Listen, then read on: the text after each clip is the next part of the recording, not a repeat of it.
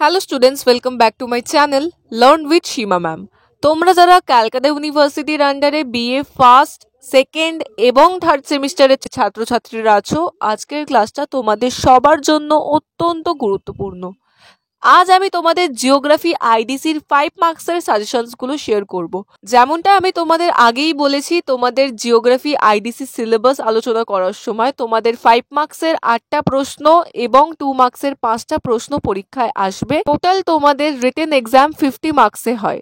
যারা সেই সব ভিডিওগুলো দেখোনি, আমি ডেসক্রিপশনে লিংক দিয়ে রাখছি, তোমরা কিন্তু সেই ভিডিওগুলো চেক করে নাও। সেখানে অনেক প্রশ্ন এবং তার উত্তরের আলোচনা রয়েছে। তার জন্য বলছি, যারা এখনো সেই ভিডিওসগুলো দেখোনি, তোমরা কিন্তু গিয়ে চেক করে নিও। আমি ডেসক্রিপশনে লিংক দিয়ে রাখছি। আজকের ভিডিওতে আমি তোমাদের জিওগ্রাফি আইডিসির 5 মার্কসের বেশ কয়েকটা ইম্পর্টেন্ট প্রশ্ন আলোচনা করব, যেগুলো তোমাদের পরীক্ষার জন্য অত্যন্ত গুরুত্বপূর্ণ। এই প্রশ্নগুলো যদি তোমরা ভালো করে তৈরি করে যেতে পারো, তাহলে কিন্তু তোমরা 100% কমন পাবে। এই সমস্ত প্রশ্নগুলো তোমরা ভালো করে তৈরি করো, এবং এই প্রশ্নগুলো যদি কারোর কিছু বুঝতে অসুবিধা হয়, তোমরা কিন্তু আমাকে কমেন্ট করে জানাতে পারো। এবার যেটা বলার বিষয়, আমি কিন্তু তোমাদের জিওগ্রাফি আইডিসির অনলাইন এবং অফলাইন কোচিং ক্লাসেস করিয়ে থাকি। যারা যারা আমার কাছে পড়বে ভাবছো, তারা কিন্তু সরাসরি আমার সাথে যোগাযোগ করে নিতে পারো। আমার নাম্বারটি হলো 9163713838। এই নম্বরে কিন্তু তোমরা যোগাযোগ করে ক্লাসেসে জয়েন করতে পারো। তোমাদের কিন্তু ক্লাস চলছে। যারা যারা আমার কাছে পড়তে চাও জিওগ্রাফি আইডিসি, তারা কিন্তু সরাসরি আমার সাথে কন্ট্যাক্ট করে নিতে পারো। আমার নম্বরটি আমি স্ক্রিনে এবং ডেসক্রিপশনে দিয়ে রাখছি। এই নম্বরে তোমরা যোগাযোগ করে বাকি ডিটেলসগুলো জেনে নিতে পারো। তোমাদের ফার্স্ট যেই প্রশ্নটা রয়েছে 5 মার্কসের, ভীষণ ইম্পর্টেন্ট। 3টি প্রধান ধরনের স্কেলের গুণাবলী এবং অসুবিধাগুলি কি কি? ইংলিশ ভার্সনটা দেখো, what are the merits and demerits of 3 major types of scale.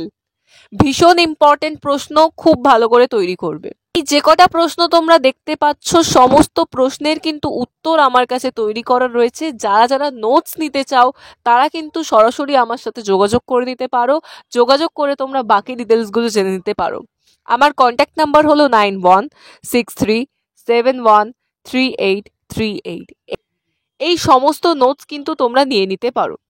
যেমনটা বললাম, সমস্ত কিন্তু প্রশ্নের উত্তর আমার কাছে তৈরি করা রয়েছে। যারা যারা নোটস নিতে চাও, তারাও কিন্তু আমার সাথে কন্ট্যাক্ট করতে পারো। চলে আসছি সেকেন্ড প্রশ্ন, প্রতিনিধি ভগ্নাংশের গুণাবলী এবং ত্রুটিগুলি ব্যাখ্যা করো। এটাও ভীষণ ইম্পর্টেন্ট। আজকে যে কটা প্রশ্ন দেখতে পাচ্ছ, সমস্ত প্রশ্নগুলো ফার্স্ট, সেকেন্ড, থার্ড প্রত্যেকটা সেমিস্টারের জন্য কিন্তু এই প্রশ্নগুলোই ভীষণ important. Explain the merits and demerits of representative fraction. ঠিক আছে, ভীষণ ইম্পর্টেন্ট প্রশ্ন। নাম্বার 3 দেখো, একটি মানচিত্রে স্কেলের গুরুত্ব কি? What is the importance of scale in a map? এই সমস্ত প্রশ্নের কিন্তু উত্তর আমার কাছে তৈরি করা রয়েছে। যারা যারা দিতে চাও, তারা কিন্তু আমার সাথে কন্ট্যাক্ট করতে পারো।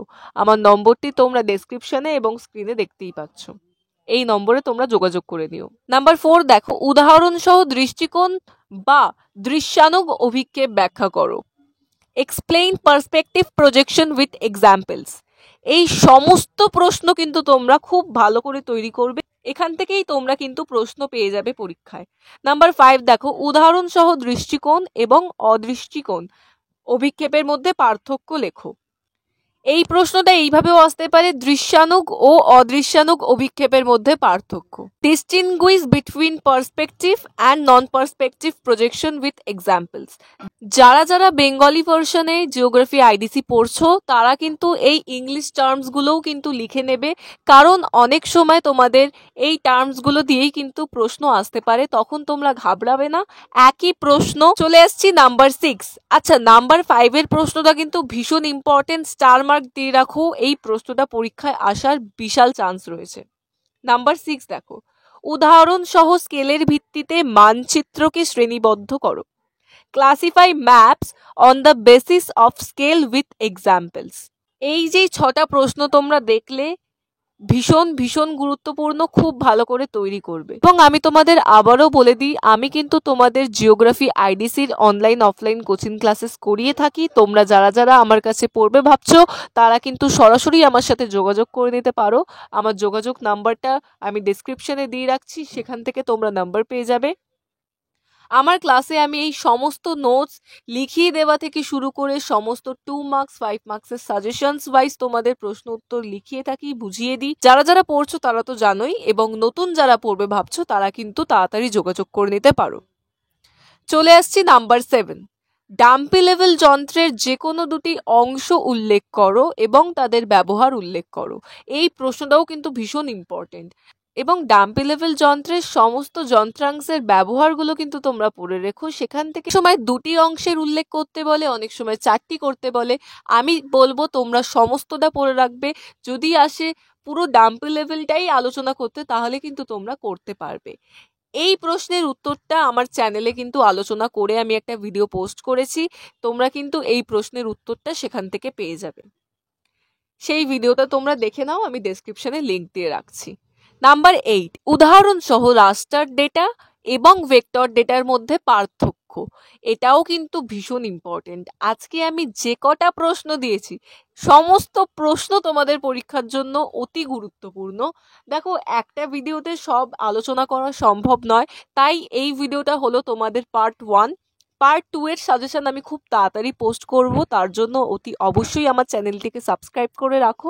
আমি তোমাদের শুধু জিওগ্রাফি আইডিসি নয়, আরও যেসব আইডিসি পেপারসগুলো রয়েছে, যেমন political science, history, philosophy, Bengali, English, এই সমস্ত আর্টসের যা যা রয়েছে সব আইডিসি পেপারসই পড়িয়ে থাকি। যারা যারা আমার কাছে পড়বে ভাবছো তারা কিন্তু আমার দেওয়া নম্বরে যোগাযোগ করে বাকি ডিটেলসগুলো তোমরা জেনে নিতে পারো।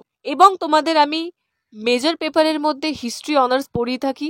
যাদের যাদের হিস্ট্রি অনার্স রয়েছে তোমরা কিন্তু আমার সাথে যোগাযোগ করতে পারো। আর মাইনর সাবজেক্টের মধ্যে আমি বেঙ্গলি, পলিটিক্যাল সায়েন্স আর হিস্ট্রি পড়িয়ে থাকি।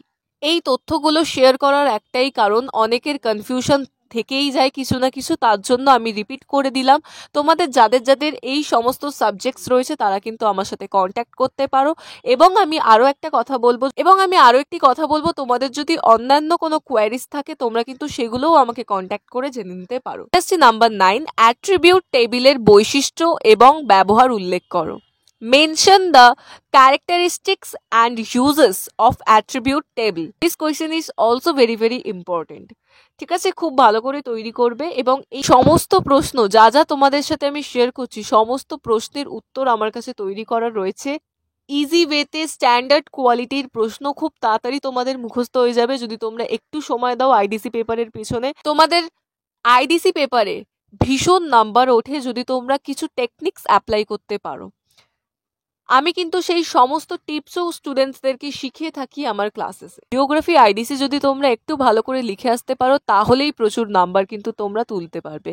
আমারই স্টুডেন্টস কিন্তু 50-র মধ্যে 45, 41 এরম নাম্বার এসছে। তো তোমরা এই প্রশ্নগুলো খুব ভালো করে তৈরি করো, আশা করছি তোমাদেরও খুব ভালো নাম্বার হবে। এবং যদি কোনো প্রশ্ন বুঝতে অসুবিধা মনে করো তাহলে কিন্তু অবশ্যই আমাকে বলো, আমি তোমাদের হেল্প করব। চলে আসছি নাম্বার 10, LISS 1, LISS 2, LISS 3 এবং LISS 4 সেন্সরের ব্যান্ড ক্ষমতা বর্ণনা করো।